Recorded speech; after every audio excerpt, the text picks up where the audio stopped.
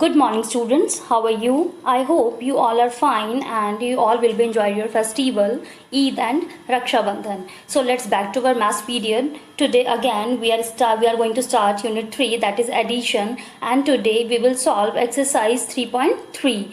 Okay, that is related to problem-based questions. So here we will understand about how we have to solve this type of questions and how we have to write the statement.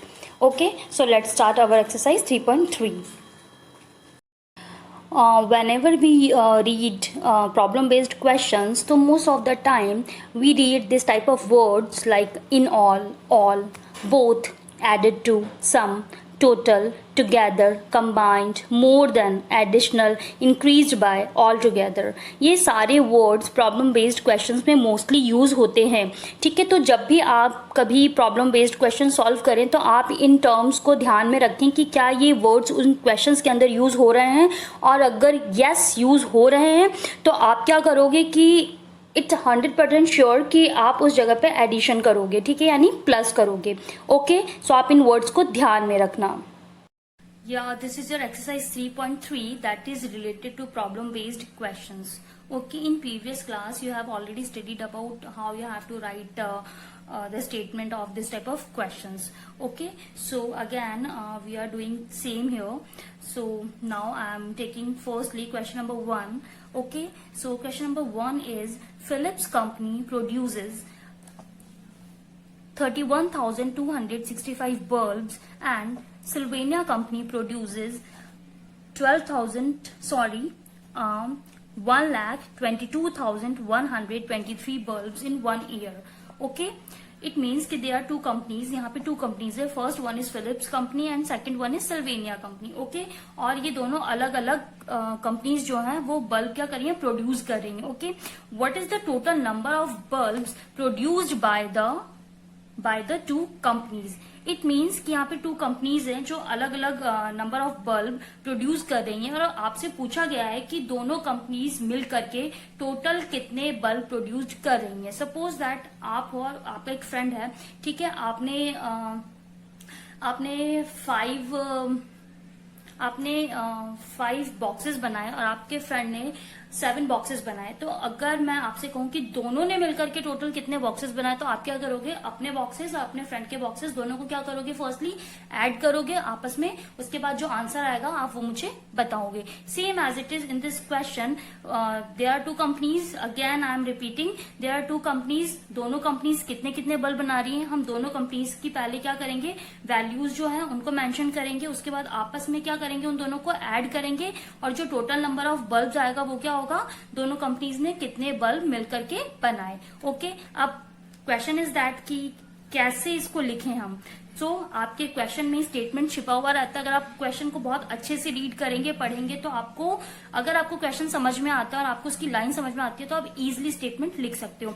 यहां पे Philips company produce this bulb. Okay, Philips company produce, same as it is आपको ये line लिखनी है.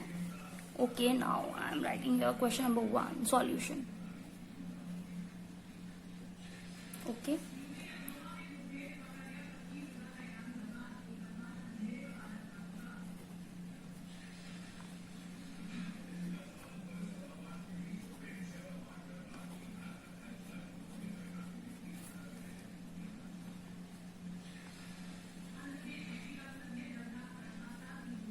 Philips company produces bulb. How many? 31,265. Okay. And next company is Sylvania.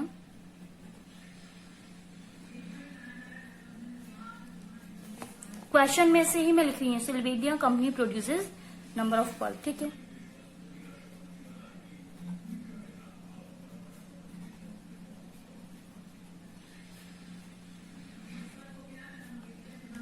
how many?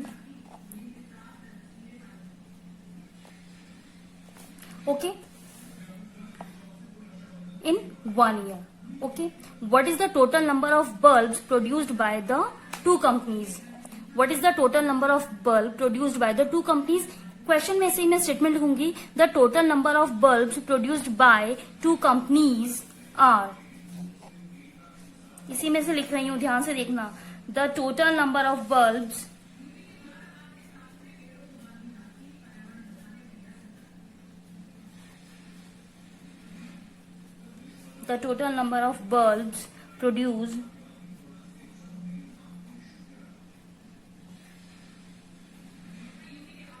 produced by the two companies are. Okay, now here one thing is more important. मैंने आपको जो number system बताया था और लिखने का तरीका बताया था वो हमेशा ध्यान में रखना, because you are not a small kid. अब हम यहाँ पे हमेशा प्लेस वैल्यूज मेंशन नहीं करेंगे, हमें यहाँ पे एडिशन करना है तो हम directly we have to write the number. Okay, so first number is this. हमेशा राइट हैंड साइड से स्टार्ट करना लिखना।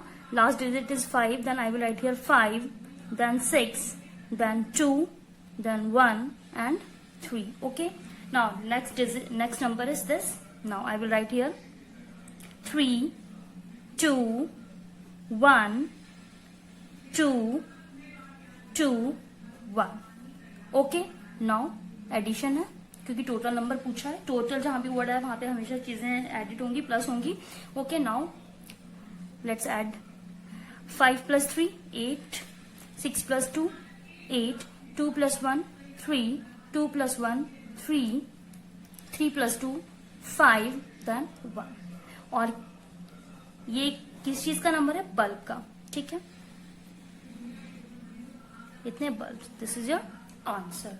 Okay, it's easy. आपको क्वेश्चन के अंदर स्टेटमेंट इजीली मिल जाएगा। अगर आपको क्वेश्चन रीड करना आता है, आपको क्वेश्चन समझ में आता है, तो आप स्टेटमेंट उसमें दिया हुआ है, आप आराम से स्टेटमेंट बना सकते हैं।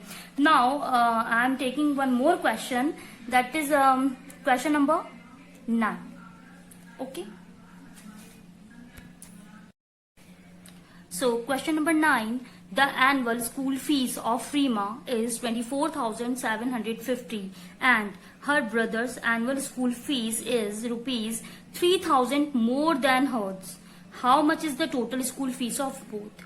यहाँ पे आपका जो क्वेश्चन है, firstly we will understand the annual school fees of Reema is 24,750। यानी एक रीमा जो गर्ल है उसकी स्कूल फीस जो है वो 24,750 है, and her brothers school annual school fees is 3,000 more than hers.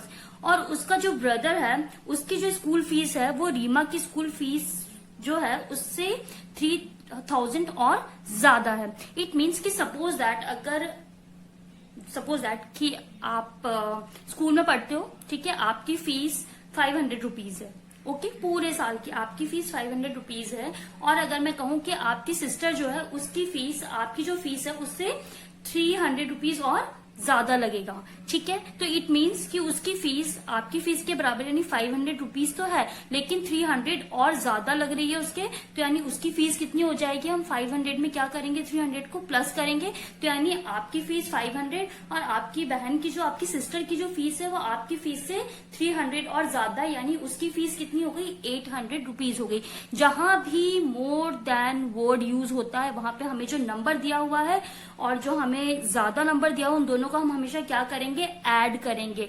याद रखना इस बात को, जहां भी मोर देन पूछे इट मीन्स कि वहां पे वो दोनों नंबर आपस में क्या होंगे? ऐड होंगे। ये चीज मैंने आपको जो टर्म्स पढ़ाए थे उसमें भी बता रखा है कि जो मोर देन है, टोटल सम, यहाँ पे जो भी ये चीजें यूज होती हैं, जो भी ये टर्म्स यूज होते हैं क्वेश्चंस के अंदर, इट मीन्स कि यहाँ पे चीजें क्या होंगी? एडिशन होंगी। मोर देन का मतलब ये है कि आपको जो भी नंबर्स दिए हुए हैं वो आपस में क्या होंगे? ऐड होंगे। ठीक है, so now let's solve question number 9। Okay, solution. The annual school fees of Reema is, मैं स्टेटमेंट जो लिख रही हूं मैं क्वेश्चन में से ही लिख रही हूं। The annual school fees of Reema is,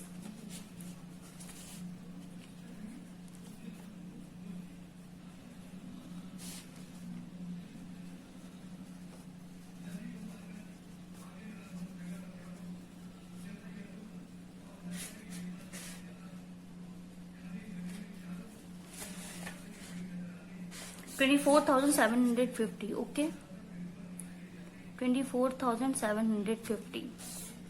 Now her brother annual school fees is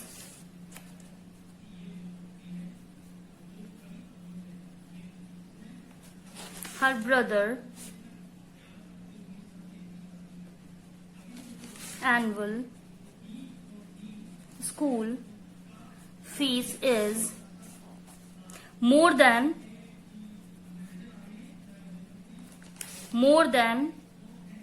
her कितनी है more than 3000 okay so more than पूछा है तो पहले हम ये पता करेंगे कि भाई रीमा की स्कूल फीस तो 24,750 थी और उसके भाई की उससे जो रीमा की फीस है उससे 3000 और ज्यादा है. इट मीन्स हम क्या करेंगे दोनों नंबर्स को प्लस करेंगे 0 5 7 4 2 ओके. नाउ लिखने का मेरा तरीका देखना राइट हैंड साइड से मैं लिख रही हूं 0 0 0 3. Now we will add it together 0 5 7 4 plus 3 7 plus 2. तो ये किसकी स्कूल फीस आई है अभी हमारे पास में रीमा की फीस तो हमारे पास में 24,750 थी और ये जो स्कूल फीस आई है वो किसकी आई है उसके ब्रदर की स्कूल फीस आई है ओके इतने रुपीज. अब इसने पूछा है the question is how much is the total school fees of both यानी दोनों की टोटल स्कूल फीस कितनी होगी. तो इसी में से मैं स्टेटमेंट लिखूंगी the total school fees of both are the total school fees of both are. Reema की कितनी थी स्कूल फीस 24,750 और उसके ब्रदर की स्कूल फीस कितनी थी ये रही उसके ब्रदर की स्कूल फीस ओके. सो 0 5 7 7 2 प्लस करेंगे 0 5 प्लस 5 10 0 1 जो है नेक्स्ट हाउस में हम शिफ्ट करेंगे 7 प्लस 7 14 प्लस 1 15 का 5 I will write here then I put the comma then 1 carry करेंगे 7 plus 4 11 plus 1 12 I will write here 2 then I will mention 1 here 2 to 4 plus 1 5 okay itne rupees that is our answer. So this is question number 9 we have done and remaining questions you have to do in a copy okay and I hope you all will be understand this type of questions how you have to write the statement and how you have to solve it.